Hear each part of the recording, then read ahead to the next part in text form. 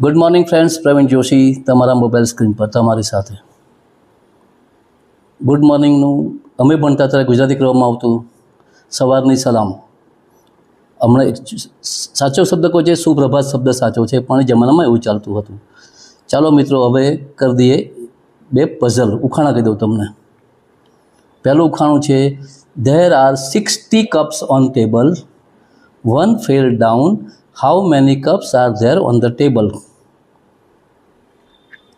એટલે કે ટેબલ પર 60 કપ પડ્યા છે, એમાંથી એક કપ પડી જાય તો કેટલા બાકી રહે? જવાબ કાલે જ આપી દઈશ. બીજું એક ઉખાણું, એક માણસે નદી પાર કરવી છે, એની પાસે 3 વસ્તુ છે, વાઘ, બકરી અને ગાય.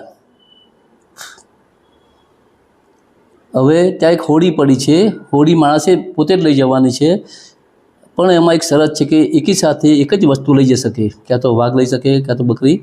તો એને બધી વસ્તુ સામે લઈ જવી હોય સુરક્ષિત, તો કેવી રીતે લઈ જશે? સુરક્ષિત એટલે કયા અર્થમાં? કે વાઘ બકરી ના ખાઈ જાય, બકરી ઘાસ ખાઈ જાય. તો આ રીતે તમારે નક્કી કરીને આનો જવાબ તૈયાર રાખી. એવું લાગે તો જવાબ મને કોમેન્ટમાં લખવા વિનંતી. ચાલો મળીએ. Have a very good day, very nice time. See you. By.